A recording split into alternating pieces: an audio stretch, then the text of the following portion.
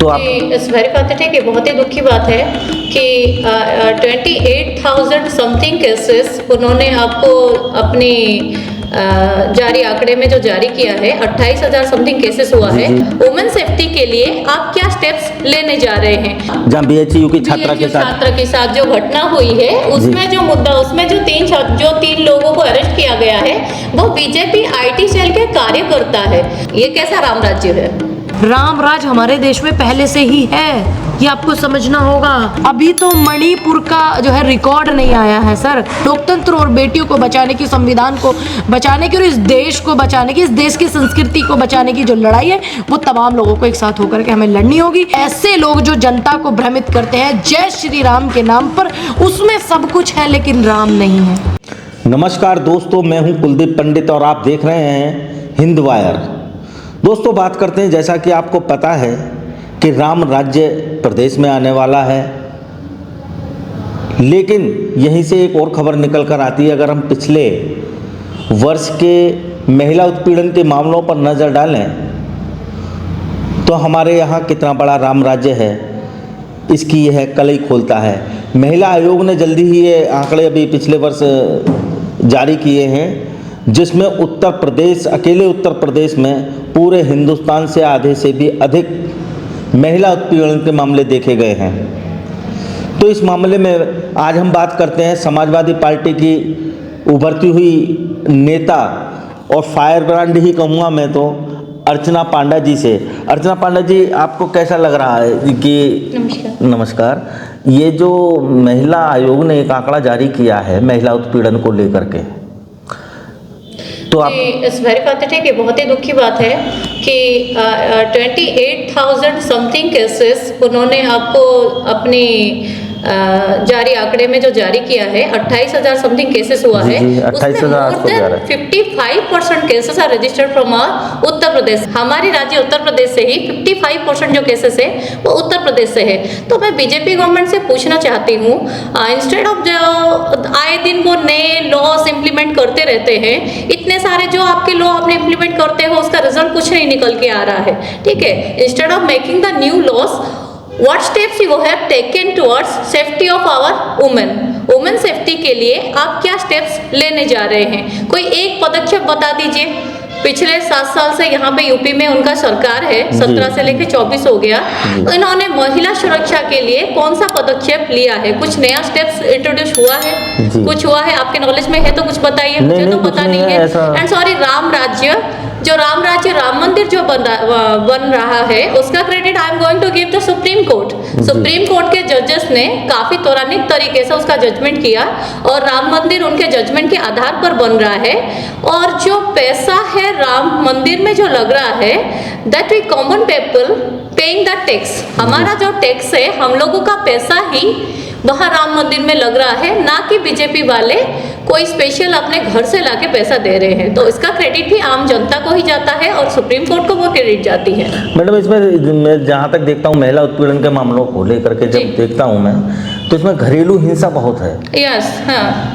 तो इसके लिए क्या सरकार को भी क्या करना चाहिए? हाँ, सरकार को भी महिलाओं की इंडिपेंडेंस, जो महिला डिपेंडेंट के नाम पे उनको महिला जैसे आत्मनिर्भर हो सके, उस स्टेप में उसके अगेंस्ट उनको स्टेप लेना चाहिए, आत्मनिर्भर की तो बात करते हैं। एजुकेशन, रोजगार, इसी में सारी बात आ गई। आत्मनिर्भर एक महिला कब होगा? सपोज एक महिला पॉवर्टी लाइन के अंडर है, गरीब महिला है, तो उसको अगर फ्री में एजुकेशन दोगे और उसके बाद उसकी बात आई रोजगार की, अगर महिला अपने आप में सक्षम होगी और रोजगार होगा तो डेफिनेटली डोमेस्टिक वायलेंस भी कम होगा। हस्बैंड को डर रहेगा या ससुराल वालों को डर रहेगा कि नहीं ये तो सक्षम है, हम इसे क्या प्रताड़ित करेंगे, क्या उत्पीड़न करेंगे। तो ये भी महिला सुरक्षा के क्षेत्र में सरकार कहीं ना कहीं विफल है। तो मैडम, आपको ये लगता है कि जिस तरीके से अब महिला आयोग ने अपना आंकड़ा दिया है, लेकिन कुछ केसेस ऐसे होते हैं जिनको दबा दिया जाता है, जो थाने तक, चौकी तक नहीं पहुंच पाते। ये जो 28,000 केसेस है वो उन महिलाएं हैं जो हिम्मत करके अपने केस को आगे बढ़ा सके। हमें तो ये भी पता है कि बहुत सारे ऐसे केसेस होते हैं जो कहीं ना कहीं दबाव में आके सामने नहीं आ पाते हैं वो महिलाएं। काफी केसेस सरकारी दबाव के आगे छुप जाते हैं, और काफ़ी केसेस घरेलू मामले ऐसे भी होते हैं जो महिलाएं डर जाते हैं, सामाजिक महिलाएं जो कुछ होते हैं वो डर से केस रजिस्टर नहीं करते। तो अगर ये पूरा आंकड़ा अगर जारी हो जाए तो मैं सोचूंगी कि ये 28,000 नहीं होगा, बल्कि मोर देन 50 या 60,000 होगा। ठीक है, इसमें बहुत सारे महिला के जो उत्पीड़न के मामले हैं, इसमें पुलिस का जो रवैया रहा है, पुलिस की जो उदासीनता है वो भी कई बार सामने आई है। हाँ जी, पुलिस तो हमारी उत्तर प्रदेश सरकार के अंडर में जो पुलिस है, मैं माफ़ी चाहूँगी कहते हुए, मुझे भी शर्मिंदगी महसूस हो रही है कि इस समय जो पुलिस प्रशासन है वो बीजेपी की सरकार के अधीन में रह के काम कर रहे हैं। उन्हें भी ये सोचना चाहिए कि नहीं, हम बीजेपी की सरकार के अधीन में, कोई भी सरकार हो, चाहे समाजवादी की हो या भाजपा की हो या कांग्रेस की हो या किसी भी पार्टी से हो, हम यहाँ पे सरकार तंत्र स्वाधीन तंत्र है। हम यहाँ पे किसी पार्टी के अंडर में या किसी सरकार के अंडर में काम करने नहीं आए हैं। वो आपको अपने आप को इंडिपेंडेंट बनाए और अपना जो लॉ है उसे अपने तरीके से अपना काम करे, स्वतंत्र तरीके से। पर इस समय पुलिस जो है, प्रशासन सरकार के अंडर में दबे हुए हैं, इस वजह से महिला सुरक्षा ठीक से नहीं हो पा रही है। ये कभी जल्दी एक यूपी का ही एक मामला आया था किसी थाने का, शायद आपने पढ़ा भी होगा, न्यूज़ में आया था वो जी, कि जो महिला गई थी शिकायत को लेकर के, उसी के साथ ही दुष्कर्म किया गया था। हाँ, ऐसे बहुत सारे घटनाएं आती है। अभी यूपी से ही है, और गुजरात में भी आप देखेंगे एक बल्गेरियन लेडी है, बाहर विदेशी महिला के साथ राजीव मोदी, गुजरात के जो कोई बिजनेसमैन है राजीव मोदी, उनके ऊपर भी आरोप आया हुआ है, बलात्कार का सेम केस आया हुआ है। आप घटनाएं देखेंगे, पर बड़ी शर्मिंदगी ये होती है कि ज़्यादा से ज़्यादा बड़ी दुख की बात होती है कि सत्ता पक्ष से जुड़े हुए लोग आजकल रेप जैसे क्राइम में, घिनौनी क्राइम में ये जुड़े हुए होते हैं। The associates of BJP governments IT cell चला रहे हैं, आपको पता होगा भी रिसेंटली मेरे को पता है, प्रधानमंत्री जी का संसदीय क्षेत्र है बनारस, हाँ, जहाँ बीएचयू की छात्रा के साथ जो घटना हुई है, उसमें जो मुद्दा, उसमें जो तीन लोगों को अरेस्ट किया गया है वो बीजेपी आईटी सेल के कार्यकर्ता है। तो आप सोचिए, जो प्रधानमंत्री योगी जी, नड्डा जी, मतलब कितने बड़े बड़े भाजपा के इतने बड़े बड़े लीडर के साथ अपना फोटो खिंचवा के एक भय का वातावरण बना रहे हैं, और पुलिस उनको 60 दिन लग गया उनकी अरेस्ट के लिए, गिरफ्तारी के लिए। ऐसा आपने कहीं देखा है? तो महिला सुरक्षा के लिए क्या आवाज उठाया, क्या भाजपा ने क्या किया? मैडम, जैसे कि दिल्ली में है, दिल्ली में हमारे यहाँ 2411 मामले महिला उत्पीड़न के आए हैं, बिहार में 1312 हैं, मध्य प्रदेश में 1165, और इसी तरीके से अगर हम बात करें राजस्थान में 1011 हैं, तमिलनाडु में भी 608 मामले महिला उत्पीड़न के दर्ज किए गए हैं, पश्चिम बंगाल में 570 के लगभग हैं, और कर्नाटक हैं, जिसमें मणिपुर नहीं है। अभी मणिपुर का मामला बहुत गर्म हुआ था जी। They have a huge fear about Manipur state. Manipur का डाटा वो कभी जारी कर ही नहीं सकते हैं। मणिपुर का डाटा जारी कर देंगे तो इनकी सरकार गिर जाएगी, 24 में ये आ नहीं पाएंगे सत्ता में। इसीलिए किसी भी हाल में ये भी एक दबाव है कि आपके पास हर राज्य का डाटा है पर मणिपुर का डाटा आपके पास नहीं है, क्योंकि वहाँ पे अनगिनत महिलाओं के साथ इस तरह के घटनाएं हुई है और वो महिलाएं भी बाहर आ नहीं पा रहे हैं, किसी न किसी कारण से दबे हुए हैं। पर ये सच भी एक ना एक दिन बाहर आएगा। आप मीडिया बंधु आवाज उठाइए कि मणिपुर का डाटा इसमें क्यों नहीं आया। मैं इसीलिए आपसे पूछ रहा हूँ कि मणिपुर का इसमें जिक्र नहीं है ना? नहीं है। तो आप समझ सकते हैं कि शासन सत्ता का कितना दबाव बन रहा है हर जगह पे। जो मणिपुर क्या भारत का हिस्सा नहीं है, भारतवर्ष से कहीं बाहर है। आप एक नॉर्थ ईस्ट लोगों को एक तरह से एक बाहर के, मतलब आप जैसे उनका कोई वोट पे, भारत पे, संविधान पे कोई अधिकार नहीं है, पार्लियामेंट पे कोई अधिकार नहीं है, आपने उनका डाटा तक यहाँ पे नहीं दिया। ये किस तरह का राम राज्य है? राम ने तो कभी ये नहीं कहा था कि मेरे देश के अनगिनत सीताओं को इस तरह का आप निर्वस्त्र करके यहाँ पूरे राम राज्य में आप यहाँ पे निर्वस्त्र करके घुमाओ। राम ने तो कभी नहीं चाहा था। ये कैसा राम राज्य है? राम की माया राम ही जाने। राम राज्य की बात करने वाले क्या करते हैं क्या नहीं करते हैं, ये सारा मामला धीरे धीरे आ रहा है। और हमारे दूसरे क्रम में हमारे सामने हैं कांग्रेस की फायर ब्रांड नेता, उभरता हुआ सितारा कहूँगा मैं, बहन पूनम पंडित जी। सबसे पहले तो मैं आपका स्वागत करना चाहूँगा। दूसरी बात यह है कि हमारे यहाँ पर जो अभी महिला आयोग है, राष्ट्रीय महिला आयोग, उसने एक आंकड़ा जारी किया है जिसमें 28,811 मामले ऑल इंडिया में महिला उत्पीड़न के हैं, जिसमें अकेले उत्तर प्रदेश में 16,006 मामले, यानी आधे से भी अधिक मामले महिला उत्पीड़न के यूपी में हैं। इसे आप किस नज़रिए से देखते हैं? हम तो पहले से इस बात को बोलते हुए आए हैं कि यूपी जो है महिलाओं के मामले में नहीं, चाहे कोई भी आप लगा लीजिए, कोई भी लाइन आप देख लीजिए, चाहे वो किसानों की हो, मजदूरों की हो, अगर हम सबसे ऊपर अगर हम बात करें, जो हमारे लिए सबसे ज़्यादा महत्व है वो महिलाओं को, बेटियों को लेकर के, उनकी सुरक्षा के लिए।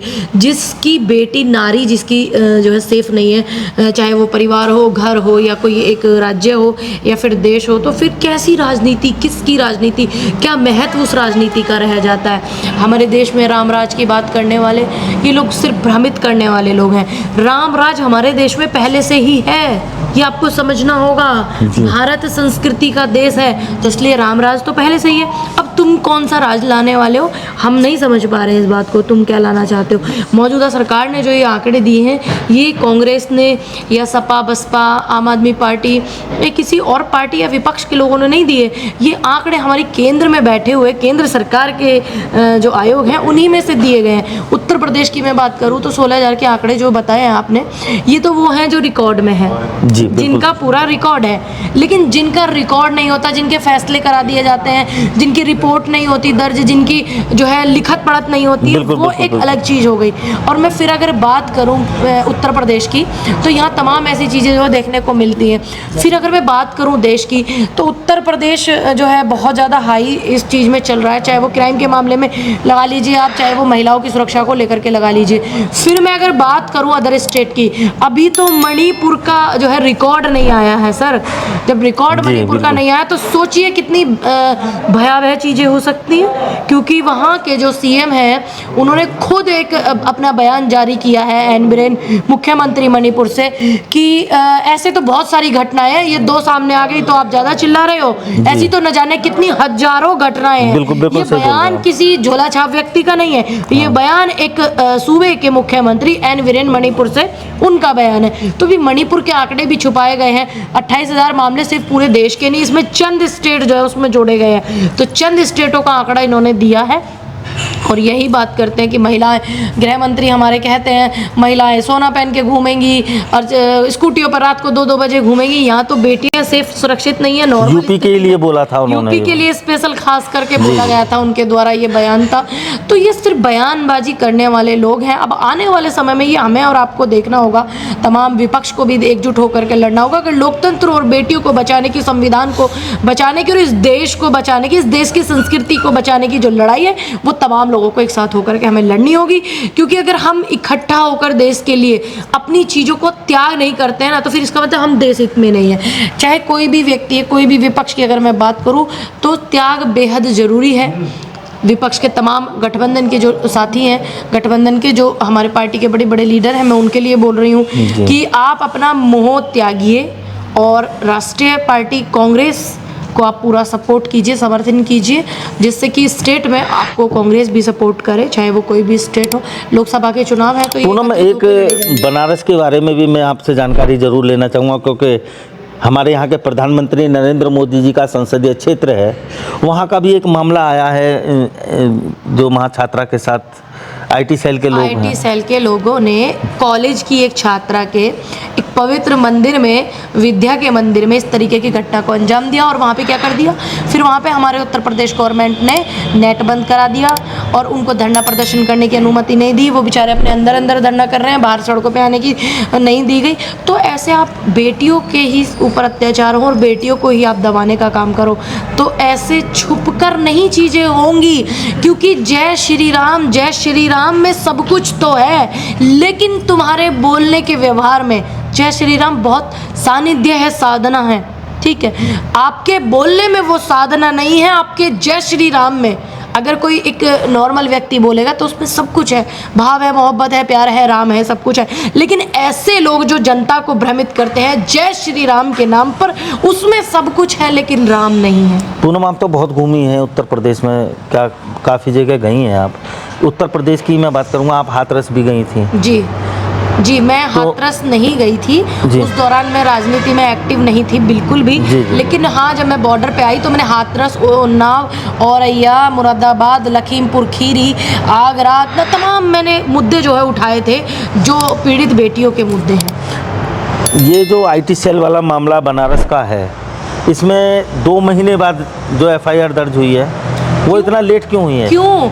अगर इसी काम को कोई और व्यक्ति अंजाम देता या किसी और पार्टी का व्यक्ति अंजाम देता तो देश का मिनिस्ट्री मीडिया बनारस में होता।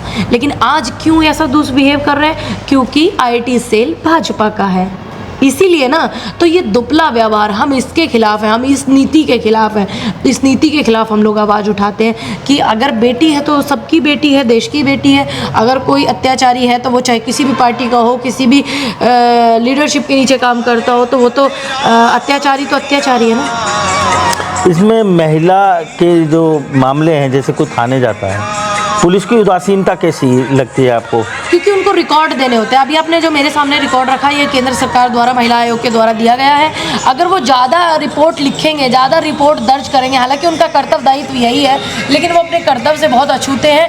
कहीं रिकॉर्ड में चढ़ के हमारे स्टेट, हमारे थाने का नाम बदनाम ना हो जाए, इसीलिए उनको ये रिपोर्ट जो है पूरे तरीके से लिखते भी नहीं है। कितने मामले न जाने ऐसे हैं जिनकी जो है कार्रवाई नहीं होती, जिनकी FIR नहीं होती। सबसे ज़्यादा मैं अगर मौजूदा बात करूं तो इसी की बात मैं करूंगी, बनारस वाले मुद्दे की। जी जी जी। पुलिस की उदासीनता के उत्तर प्रदेश में 1615 मामले सामने आए हैं अभी तक। अब देखिए, लोग तो कहते हैं कि कानून व्यवस्था सुधर गई है, लोग कहते हैं कि इतना सिस्टम अच्छा हो गया है, सरकार बहुत अच्छे से काम कर रही है, प्रशासन बहुत अच्छे से काम कर रहा है, सरकार करा रही है। क्योंकि शासन का दबाव प्रशासन पर होता है तभी वो काम करता है। इसका मतलब कहीं ना कहीं शासन जो है वो इस चीज़ के लिए छूट दे रहा है कि रिकॉर्ड नहीं होने चाहिए, नाम खराब नहीं होना चाहिए। हमारी सरकार है भाजपा की उत्तर प्रदेश में, इसलिए आप उदासी दिखाओ, आराम करो आप। तो दोस्तों, ये थी पूनम पंडित, जो कि कांग्रेस की उभरती हुई नेता हैं। और अब आपसे यहीं पर मैं लूँगा इजाज़त। आप हमारी, अगर आपको न्यूज़ पसंद आ रही हो तो हमारे चैनल को सब्सक्राइब करें और बेल आइकन दबाना ना भूलें। अब कुलदीप पंडित को दीजिए इजाज़त। जय हिंद, जय भारत।